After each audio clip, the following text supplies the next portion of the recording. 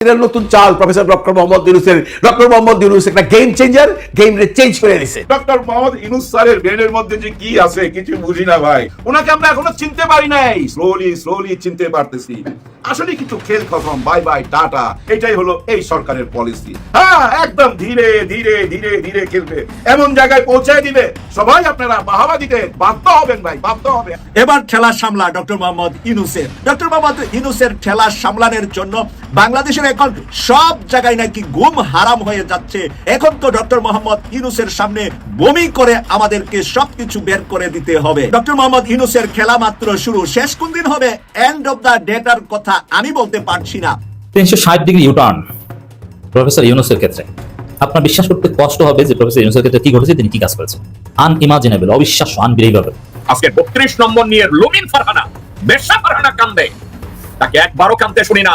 বেগম জিয়াকে কিভাবে অন্যায়ভাবে অপদস্থ করে শারীরিক মানসিক টর্চার করে ওই বাড়ি থেকে কিভাবে বের করে দিয়েছে, এই মাগিকে আমি কোনোদিন কাঁদতে শুনি না।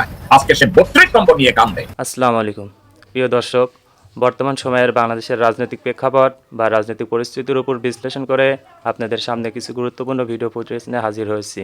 এমনকি যারা ভিডিওটি অন করেছেন তারা ভিডিওটি না টেনে সম্পূর্ণ মনোযোগ সহকারে দেখবেন, তাহলে এই ভিডিওর মূল রহস্য বা আসল ঘটনাগুলো জানতে বা বুঝতে পারবেন। তো প্রিয় দর্শক, আমি আর বেশি কথা বাড়াবো না, চলুন দেখে আসি সেই আজকের কাঙ্ক্ষিত ভিডিওগুলো। তবে তার আগে বলি, যারা এখনও চ্যানেলটি সাবস্ক্রাইব করেননি তারা সাবস্ক্রাইব করে পাশে থাকা বেল আইকন বাটন ক্লিক করে দিন। আর যারা ইতিমধ্যে সাবস্ক্রাইব করে রেখেছেন তাদেরকে অসংখ্য ধন্যবাদ। তো চলুন দর্শক, একটা লাইক দিয়ে আমরা ধারাবাহিকভাবে সকল ভিডিওর বিস্তারিত আলোচনা দেখে আসি। শেখ হাসিনার বিরুদ্ধে যিনি সরাসরি যুদ্ধে নেমেছেন সেটা হচ্ছে বেগম খালেদা জিয়া।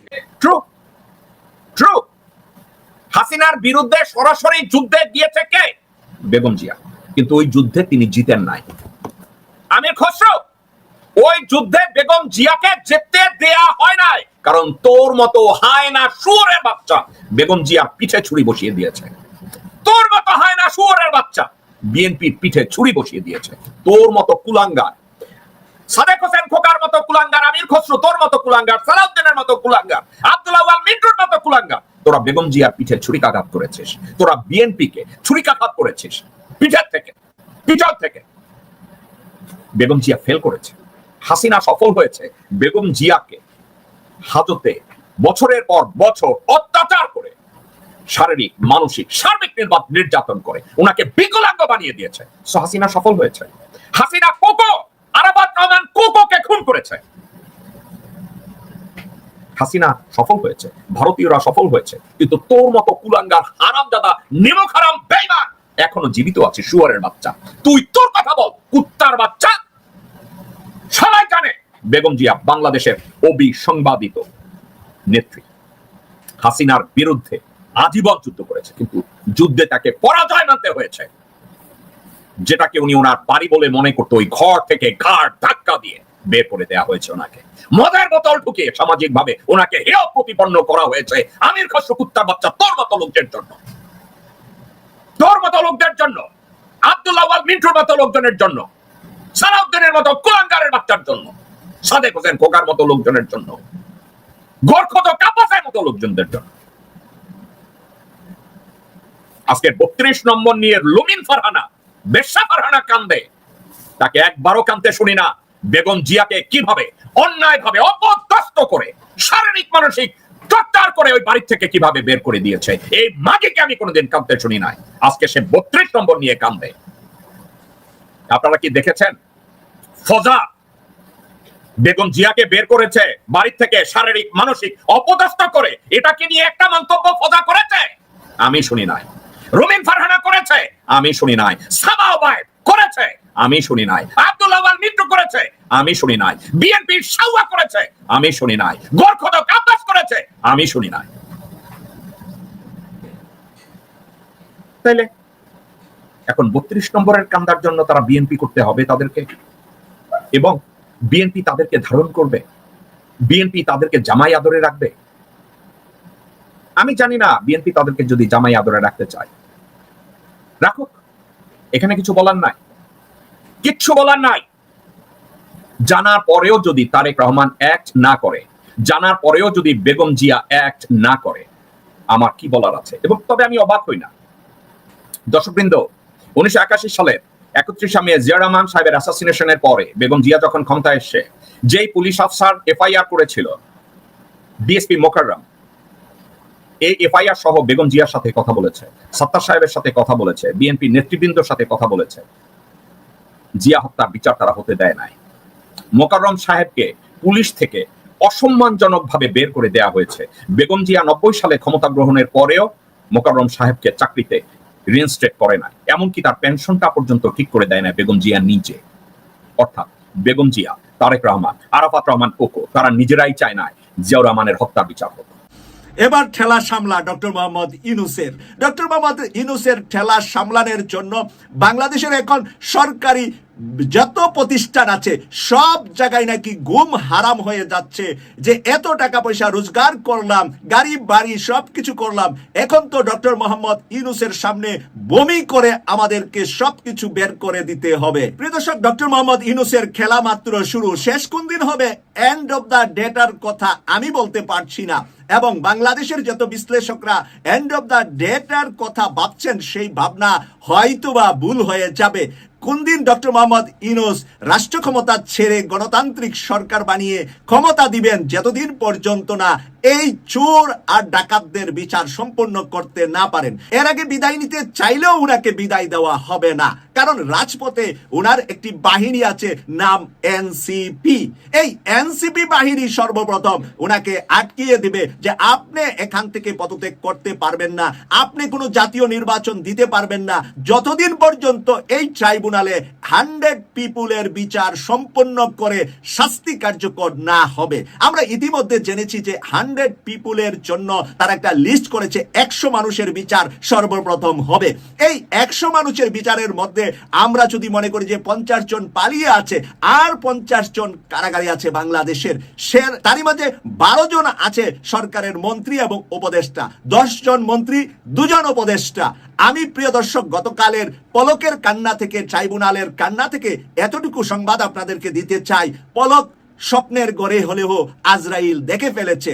পলক আজরাইল দেখে ফেলার কারণে পলকের এই আত্মীয় স্বজনদের দিকে তাকিয়ে অঝোরভাবে কান্না করেছিলেন গতকাল। কেননা আইসিটি মন্ত্রী পলক তার ইন্টারনেট বন্ধ করে দিয়ে, তার দায়িত্ব ইন্টারনেট বন্ধ করে দিয়ে আমাদের সন্তানদেরকে যে হত্যার পরিকল্পনা করেছিল, তার মধ্যে শেখ হাসিনার একজন ডান হাত হিসাবে পলক কাজ করেছিল।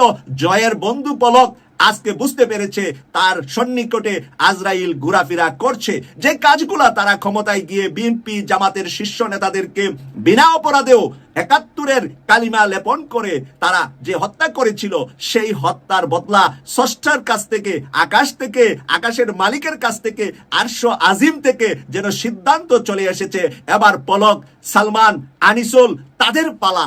এই পালায় এবার তাদের 6 জনকে ফাঁসি দিয়েছিলেন আর কয়েকজন কারাগারে মারা গিয়েছিলেন। সব মিলে জামাত বিএনপির 10 জন 12 জন মানুষকে তারা হত্যা করেছিলেন। আল্লাহ তার 10 টাইমস বাড়িয়ে, 10 গুণ বাড়িয়ে 100 জনের সিদ্ধান্ত সরকার আপাতত নিয়েছে যে 100 জনের বিচার কার্যক্রম তারা প্রথম দিকে শেষ করবেন। প্রিয় দর্শক, সেই 100 জনের কার্যক্রম শেষ না করে এই ডক্টর মোহাম্মদ ইউনূস আমাদের কাছ থেকে যেতে পারবেন না। এদেশের আলেম সমাজ, এদেশের ইসলাম প্রিয় জনতা উনাকে যেতে দিবে না, না, না। আমি মাসুক আপনাদের সামনে ওয়াদা দিচ্ছি, সাক্ষ্য দিচ্ছি, ডক্টর মোহাম্মদ ইউনূস এই 100 জনের বিচার করার আগ পর্যন্ত গদি ছেড়ে যেতে পারবেন না। দেশের জনগণ রাস্তায় শুয়ে পড়বে। যমুনার সামনে লক্ষ নয় কোটি মানুষ রাস্তায় শুয়ে পড়বে। স্যার আপনি যেতে পারবেন না, নির্বাচনও দিতে পারবেন না। আপনার হাতে সকল বিচার সম্পূর্ণ করে এই জালিমদের বিচার কার্যকর করে আপনি এবার গণতান্ত্রিক ভোট দিয়ে যারা রাষ্ট্রীয় ক্ষমতায় সর্বোচ্চ ভোট পাবে তাদের হাতে দায়িত্ব দিয়ে আপনি চলে যাবেন। সময় 6 মাস লাগবে নাকি 6 বছর লাগবে, এটা জনতা কাউকে নির্বাচন করার সুযোগ দিবে না। নির্বাচন কমিশনার নির্বাচনের ঘোষণা দিবে ঠিকই, নির্বাচন কমিশনার ঘোষণা দেওয়ার পরে কমিশনাররা তাদের অফিস থেকে আর বের হতে পারবে না। ওখানেই তাদেরকে 7 দিন আটকায় রাখবে প্রয়োজনে, ওখানেই তারা থাকবে। প্রস্রাব পায়খানা ওটার ভিতরেই নির্বাচন কমিশনারদের করতে হবে। দেশের এনসিপি, দেশের ইসলামী দলগুলা সেই রাস্তাঘাট সব ব্লক করে দিবে।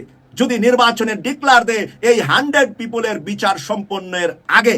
তাই মনে মনে মন কলা খেতে পারেন রাজনীতিবিদরা, মনে মনে মন কলা খান, রাষ্ট্রের দায়িত্ব পাবেন না ততদিন যতদিন না খুনি হাসিনা আর তার সঙ্গীদের বিচার সম্পূর্ণ না হয়।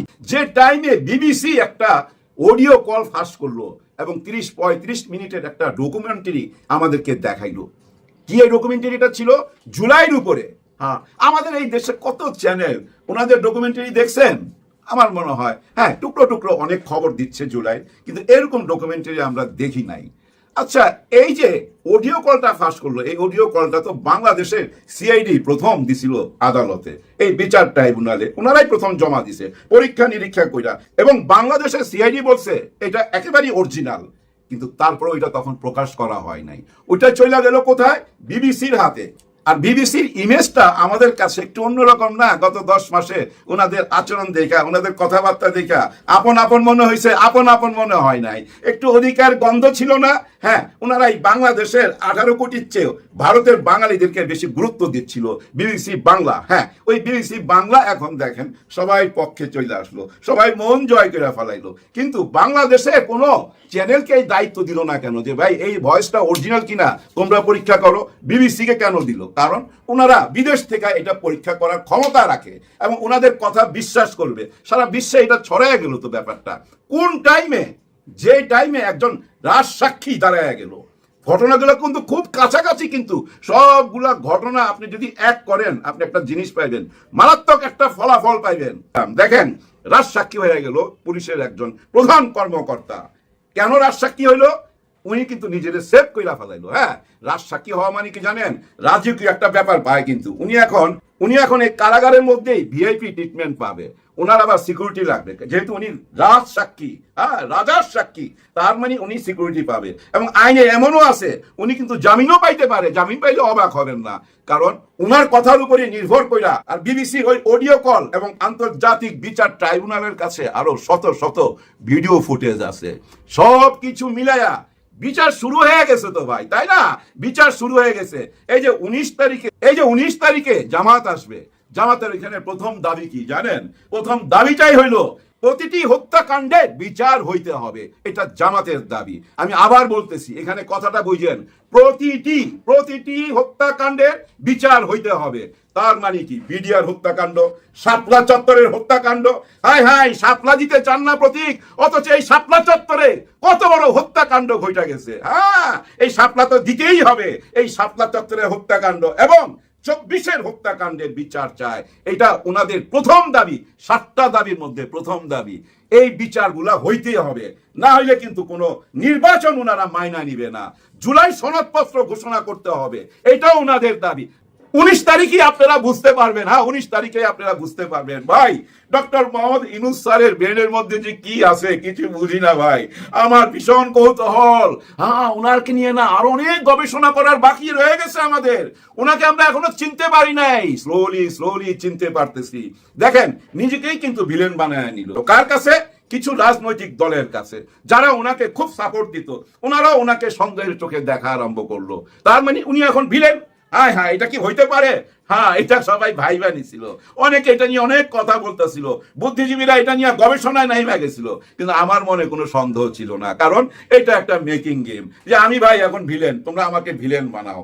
ডক্টর মোহাম্মদ ইউনূস স্যারের ভাই দুষ্টামি বুদ্ধি ভরা মাথার মধ্যে। হ্যাঁ, দুষ্টামি বুদ্ধি না হইলে তো ভাই এভাবে নিজেকে ভিলেন বানাইতে পারতো না। প্রিয় দর্শক, ভিডিওটি কেমন হয়েছে? ভিডিও সম্পর্কিত কোনো তথ্য বা মতামত থাকলে কমেন্টে জানিয়ে যাবেন। এর মতো নিউজটি এখানে শেষ করছি। ফিরে আসছি পরবর্তীতে অন্য কোনো নতুন টপিকস নিয়ে। সে পর্যন্ত ভালো থাকবেন। আল্লাহ হাফেজ।